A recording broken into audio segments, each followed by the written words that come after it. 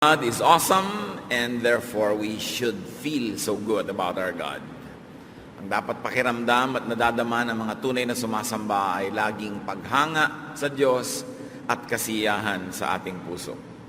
Ano ba ang nararamdaman natin ngayon? Ano ba ang mga naiparamdam natin sa mga taong nakasalamuhan natin mula pa nung nagsimula ang araw na ito? Ang utang binabayaran. Mga utang na pera, utang na loob. May isang utang naman na napakamahalang bayad at kumisan mas mahal pa doon sa halaga ng tunay na utang. Ito yung utang na feelings. At yan ang ating pag-aaral ngayon. Ano ba ang utang na feelings? Panginoon namin, salamat sapagkat kayo'y Diyos na kahanga-hanga at kabutihan ninyo ang aming nadarama sa habang buhay namin. Turuan niyo po kami, Panginoon, na lalong maging maingat kung paano kami nakakadama at paano ipinadadama namin sa aming kapwa, mabigyan namin kayo ng walwalhati. And may the way we deal with others, especially the people around us, be glorifying to you and be an act of worship. Forgive us our sins, cleanse us from all our iniquities, make us whole, enable us to see your face, to hold your hand, to hear your voice. Kayo ang maging tagapagsalita, Panginoon. Kayo po ang mangaral sa amin. Gamitin niyo lang po ang inyong lingkod. At ang dalangin namin, ang inyong mga aral, maging gabay, liwanag, lakas ng aming buhay. Nawa, Panginoon, kayo po ay maging lakas namin at ang inyong po mga turo, tagubilin, pagtutuwid, maging liwanag ng aming buhay araw-araw. Lord, we enthrone you and let your power be felt by your people. Let your blessings be received by us as we glorify you and honor you. Lord, speak. In the name of Jesus, your Son, our Lord, our Savior, we pray. Amen. Utang na feelings. Parang bagong utang ito. Kaya bago tayo magsimula, isipin nyo, marami kaya kayong utang na feelings. At mamaya, tingnan natin kung ano ang ating assessment, kung marami nga ba o konti. Utang na feelings, ano nga ba yon? Yung utang mo sa taong nasaktan mo ang loob at damdamin. Kung nasaktan mo yung bulsa niya, utang mo yun sa pera. No? Kung halimbawa ay may ginawa siyang pabor sa iyo, utang na loob mo yun. Pero yung nasaktan mo ang kanyang kalooban, meron kang utang na feelings. And feelings is what really matters. It's the feeling. Ang natatandaan natin ng mga high and low moments of our lives, ay yung ating nadama, yung feelings. So what do people feel when you say what you say to them? When you do what you do to them? Pag merong isang tindera na binabarat mo ng husto, anong nararamdaman niya? Pagka merong taong pinagagalitan mo, anong nararamdaman niya? People remember the feeling. Kaya nga kung minsan merong isang amo, pinagsasaksak bigla nung katulong nung natutulog yung amo, kasi nasaktan pala ang damdamin nitong si katulong. People like or dislike, people love or hate you for the feeling you cause them to have. Yung mga naghihiwalay na mag-asawa, hindi naman nakikipaghiwalay yung isa dahil sasabihin niya, kasi laging kulang ang pera mo, binibigay sa akin. O kaya, hindi nakikipaghiwalay sa'yo dahil bihira ka lang maligo. Madalas nakikipaghiwalay sa iyo dahil naipon na at sobra na ang utang mong feeling sa kanya. Ang dami mo nang binigay na sama ng loob. Ang dami mo nang binigay na sakit ng loob. Hindi ka na makakabawit, makakabayad. Ang tanging paraan lang niya ng paniningil, layasan ka. Utang na feelings. Because negative feelings will have to find balance. Everything in the universe finds balance. Stress will find relaxation. People usually want vengeance. Kaya may naghihiganti para magbalanse. And many people usually get the vengeance that they want. The universe will balance itself. So how will you be made to pay for your utang na feelings?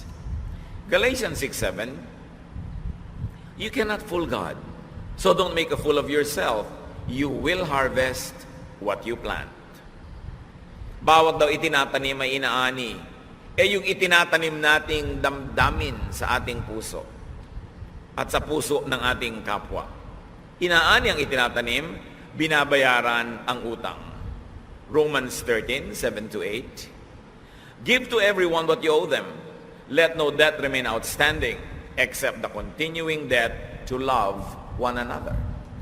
Sabi ganon, kung anong dapat mong ibigay, ibigay mo. Huwag mong hayaang matagal kang may utang, kailangang bayaran mo yan. Ang tamang utang lang na dapat patuloy na may utang kayo't nagbabayaran sa isa't isa ay yung utang nyong mag-ibigan. Pero sabi, ang utang talaga binabayaran. Now, as we have already said, people's feelings can get hurt. Matagal nang nalimutan yung sakit ng tuhod nung nadapa. Matagal nang nalimutan yung sakit ng bukol nung nauntog. Pero usually hanggang libing, naaalala ang mga sugat ng damdamin. Itinatanim ang sama ng loob. So kung ang nakatanim sa puso mo, ng kapwa mo ay sama ng loob sa iyo, anong naghihintay na aanihin mo mula sa tao na yon? John 21:17, Peter was hurt because Jesus had asked him 3 times if he loved him. Kita nyo, ang Panginoong Jesus na to nagtanong kay Pedro, mahal mo ba ako? At nung pangatlong beses na niyang tinanong, nasakta na ang damdamin ni Pedro. Dahil sabi niya, talagang mahal ko kayo. Alam niyo yan, I am not perfect. I have mistakes, but I love you. So the question hurt Peter. Questions, declarations, words can hurt people. More than physical violence can hurt. Sa violence kasi, katawan lang yung nasasaktan. Pero sa salita, damdamin, puso ang nasusugatan. Mas malalim ang sugat, mas matindi ang kirot, mas mahabang natatandaan. Truth can hurt. So it's not enough to be honest and truthful. Maraming totoong bagay, napakasakit marinig. Kaya huwag nating ipagmalaki that we are brutally frank because one has to consider the other person's feelings. Kaya kung may boyfriend yung pinsan mo, sinabi niya, anong tingin mo, gwapo ba? Sabi mo, mukhang mabait. No? Sinasabi mo, anong tingin mo sa nanay ko? Mukha bang mabait? Mo, masarap magluto. Hindi mo dinediretso kahit na totoo yung sasabihin mo kasi masakit.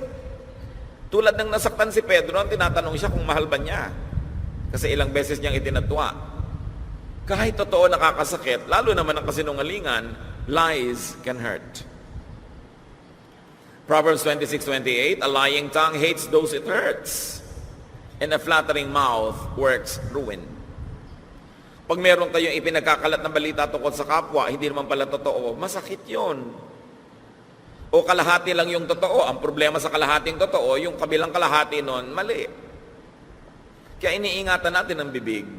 Lies and flattery hurt people, directly or indirectly. Kaya halos araw-araw, kung hindi tayo maingat, nagkakautang tayo. Meron pang mga mayabang, ako'y taong walang utang. Siguro wala kayong utang na pera, utang na feelings. Psalm 69:26, for they persecute those you wound and talk about the pain of those you hurt. Kinakausap dito ng mga awit ang Diyos. May mga tao daw na dinidisiplina mo na nga kami, Panginoon, tinatama nyo na nga kami, nasasaktan kami, pinag-uusapan pa kami at pinapersecute. Parang hindi pa sapat na pinapalo nyo kami. May mga ganyang mga mananampalataya, tuwang-tuwa pag may kapwa mananampalataya na nahihirapan, lalo't kung alam mong may kasalanan. So talagang ganyan, pinapalo siya ng Diyos.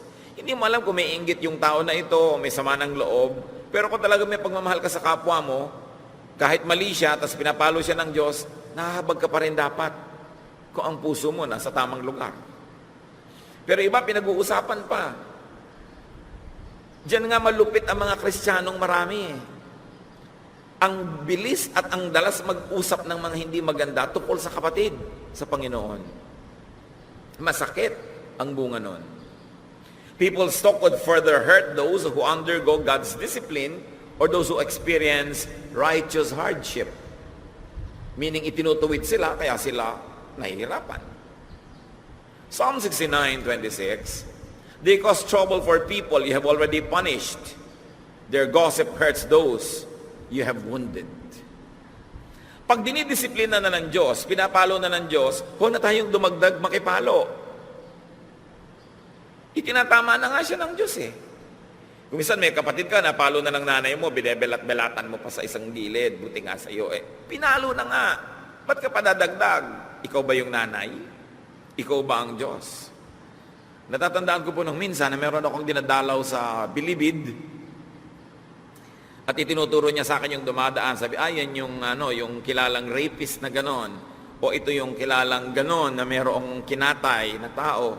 Sabi ko, hindi ba sila pinaparusahan o kaya ay pinagkakaisahan ng mga iba dito dahil ang bigat ng krimen? Sabi, lahat po nandito na kami kasi pinaparusahan na kami ng lipunan. So hindi na kami nagpaparusa sa isa't isa. Ang galing ng wisdom na nadinig ko dito sa nakakulong na ito. Na lagi kong dinadalaw nun. Sabi niya, pag nandito na, hindi na namin ginadjudge dahil na-judge na nga sa hukuman eh. So tayo, pag na-judge na, napalo na, tama na, huwag na tayong dumagdag pa dun sa pagdurusa ng kapwa natin kasi nadadagdagan yung pain, nagkakaroon tayo ng utang na feeling sa kanila. James 1:19, my dear friends, you should be quick to listen and slow to speak or to get angry. Ito ang isang pinapangarap kong makita sa mga Kristiyano, yung slow to speak, slow to criticize, slow to say bad things about people, especially other Christians and other congregations. Kasi ito talagang number one guilt ng mga Kristiyano, ang bilis mamintas, lalo ng kapwa mananampalataya. Sabi, huwag ganyan. Dapat slow to speak. Careless speech, anger, can hurt people. When you hurt people's feelings, meron kang utang na feelings. Ano po ang mga utang na feelings nyo sa inyong asawa? Kasi yung utang kong minsan na pera, sinisingil. Pero yung utang na feelings, madalas yun, kinikim-kim lang eh. Dumadami, naiipon. Hanggang mamaya, laso na. Ano ang mga utang na feelings nyo sa inyong anak? Hindi naman kung mo anak mo, pwede mo nang sabihin lahat ang gusto mong sabihin dahil pakain mo siya. Dahil meron din siyang damdamin. Anong utang na feelings mo sa iyong kapatid? Sa laman o sa spirito?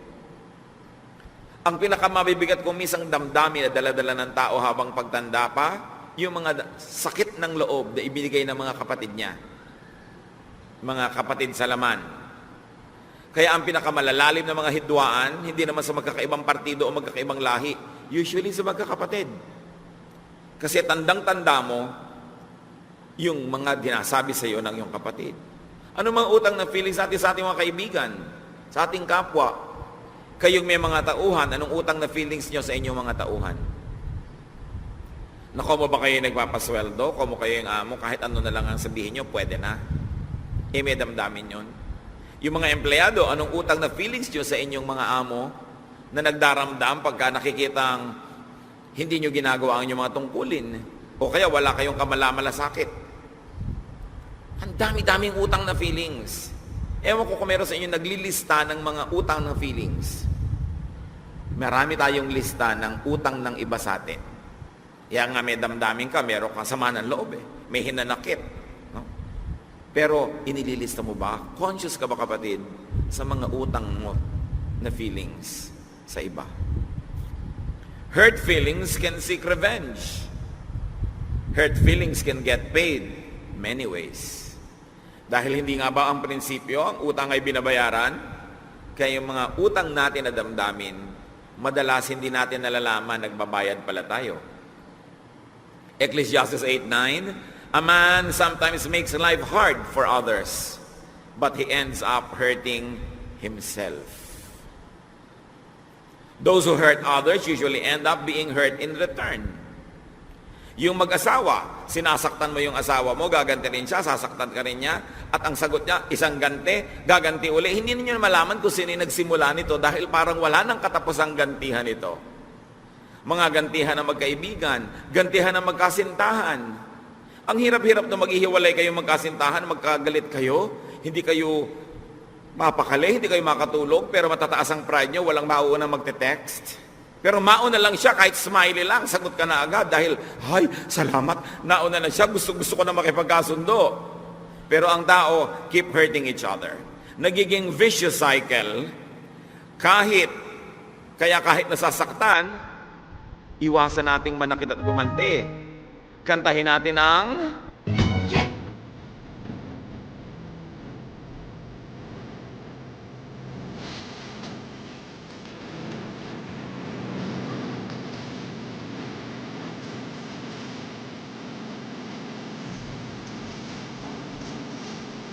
Dapat yan ang kinakanta, no? Can't we stop hurting each other?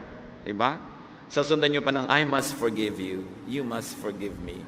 Kasi, anong mangyayari kung magsasakitan kayo ng loob? Mag-asawa kayo, nagsasakitan kayo. Magnobyo kayo, nagpapaselosan kayo. Kunwari, interesado ka sa iba, hindi naman, sukang-suka ka, pero nakatingin siya, kunwari, gusto mo. Why suffer? Pero dahil nagsasakitan, hindi matapos-tapos. Bakit? Tendency kasi natin maniningil ng pautang na feelings. Hebrews 12:15, make sure that no one misses out on God's wonderful kindness. Don't let anyone become bitter and cause trouble for the rest of you. Ang matalinong tao, hindi siya mananakit ng damdamin. Kasi pag may nasaktan kang damdamin, gaganti yun. Harapan man o talikuran, at ang masakit yung gumaganta ng patalikod. Gagantihan ka. Kahit ka makapangyarihan, kahit ka mayaman, kahit ikaw yung amo, di lalo na kung ikaw pa yung hindi makapangyarihan, di lalo kang nagantihan. Bitter and hurt people tend to hurt others. Kaya nagiging vicious cycle. Nakita nyo, maraming mga tao, ang hirap makasundo sa buhay, walang ginawa kundi magalit na magalit. Kasi ang daming beses na rin nilang nasaktan, napagalitan, ang ginagantihan nila mundo. Kumisan pusa ang sinisipa, minsan basurahan, minsan pinto, minsan plato na inilalagpak-lagpak kahit saan. Kasi kailangan gumanti ng nasaktang damdamin. When you hurt people's feelings, you pay. Mag-isip tayo mga kapatid, how much could you be paying without realizing it? May sasaktan ka. Wala naman siyang ginagawa laban sa'yo.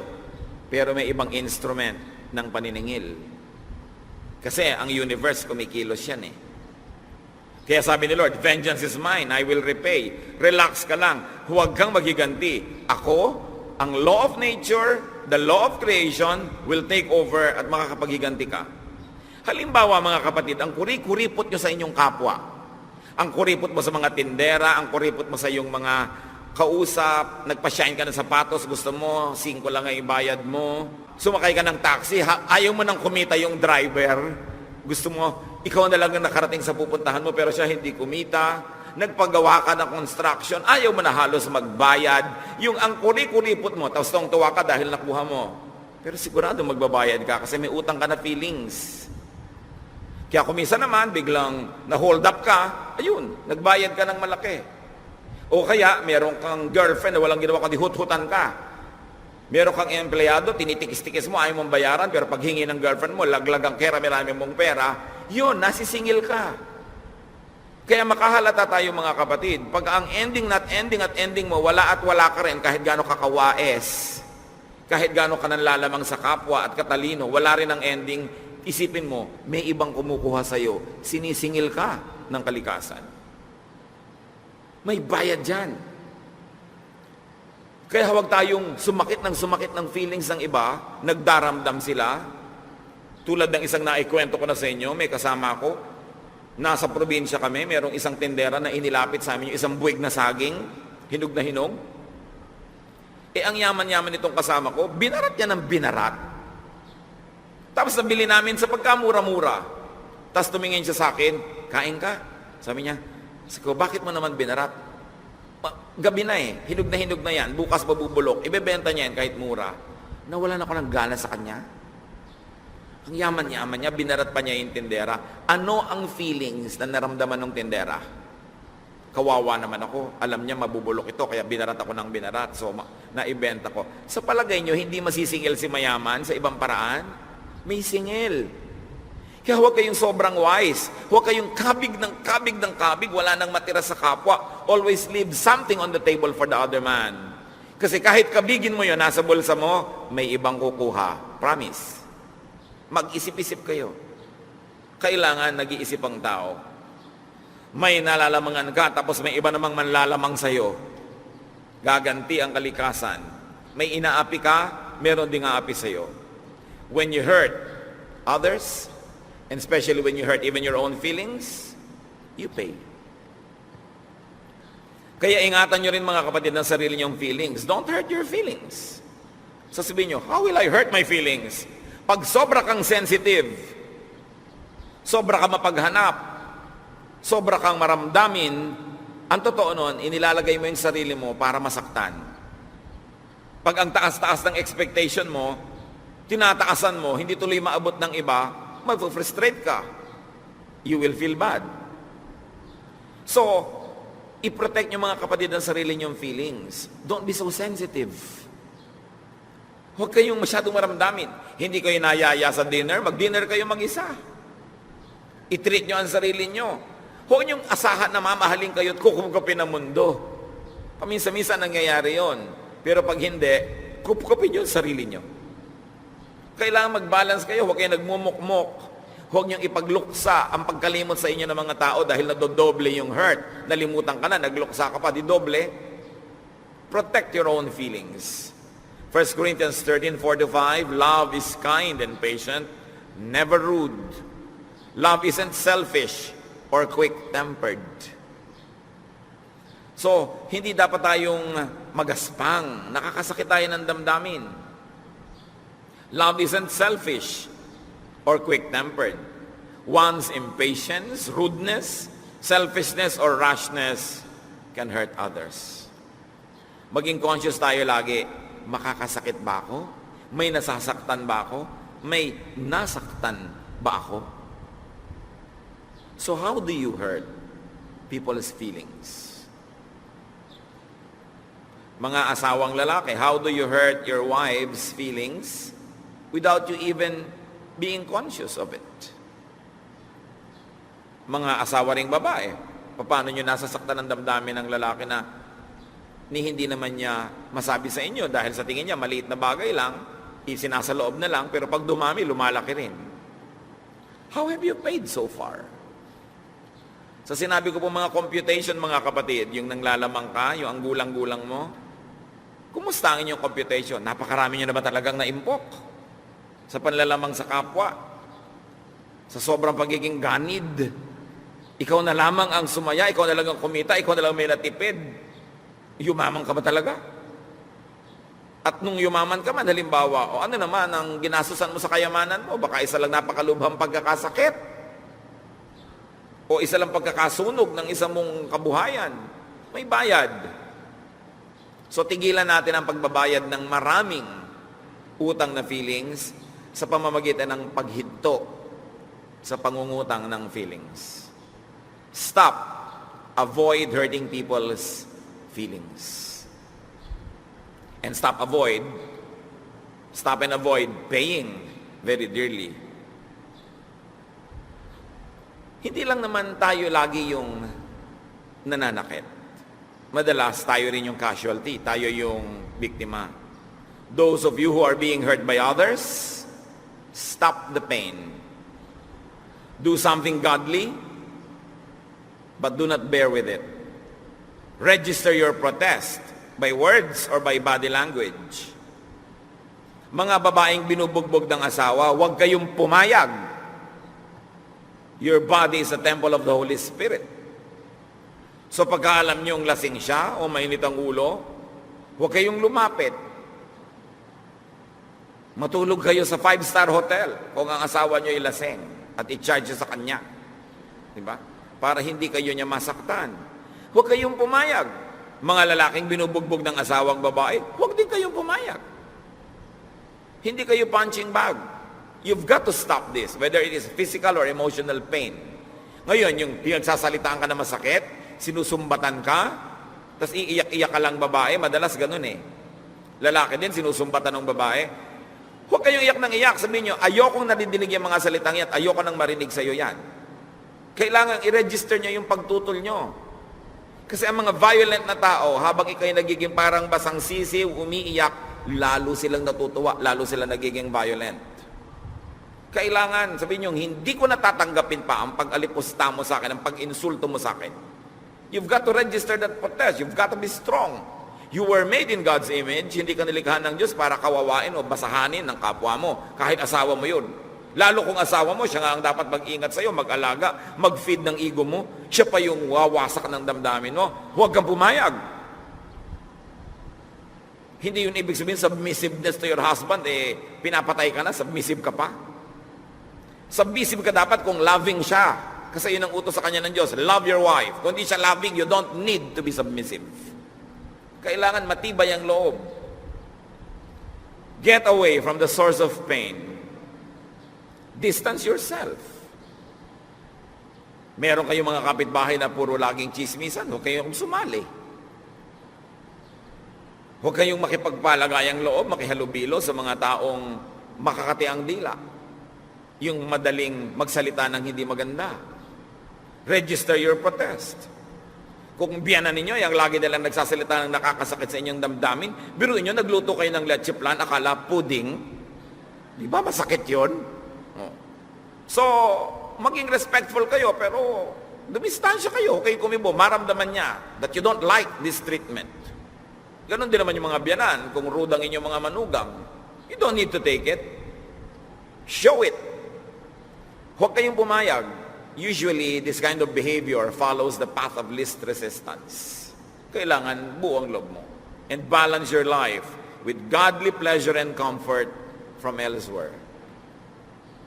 Kung lagi kayong nasasaktan, may nararamdaman kayong mga utang na feelings ng iba, humanap naman kayo ng iba na nagpapaligaya sa inyong feelings. Go with people that edify you, that make you feel good about yourself.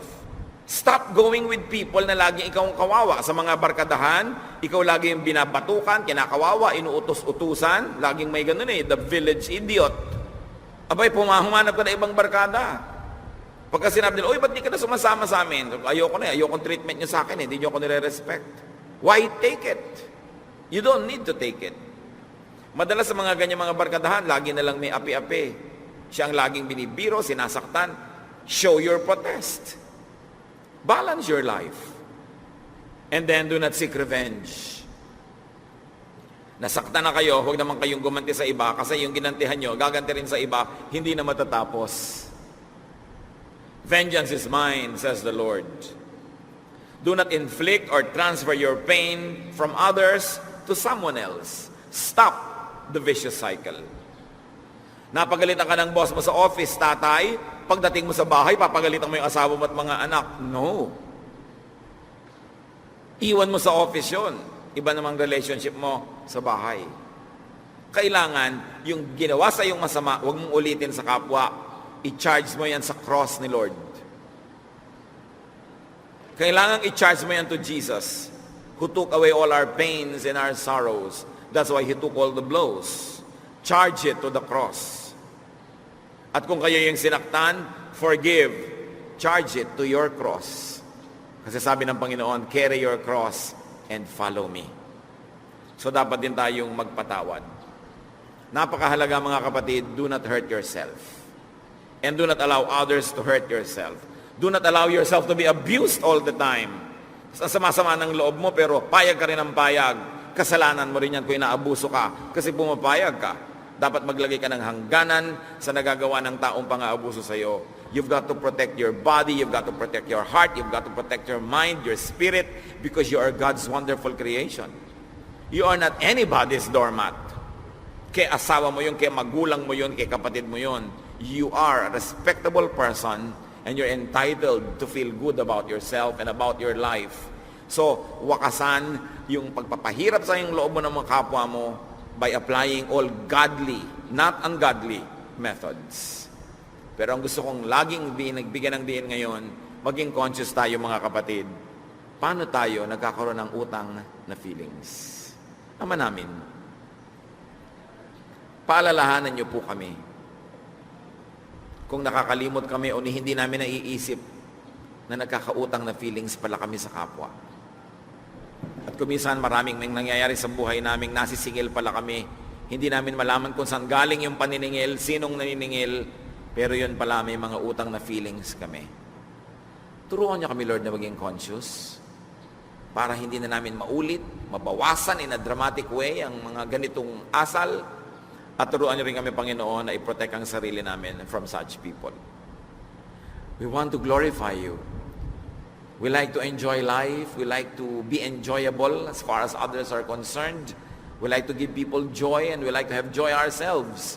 So teach us, Father, to protect ourselves from pain and to stop ourselves from inflicting pain on others. Magbulay-bulay tayo, mga kapatid. Hanapan ninyo ng personal na application ang paalalang ito. Huwag mangutang ng feelings. Lord, in silence, minister to your people. Remind us, empower us, rebuke us. Do whatever it takes so that we can be wise and we can be godly in our daily life.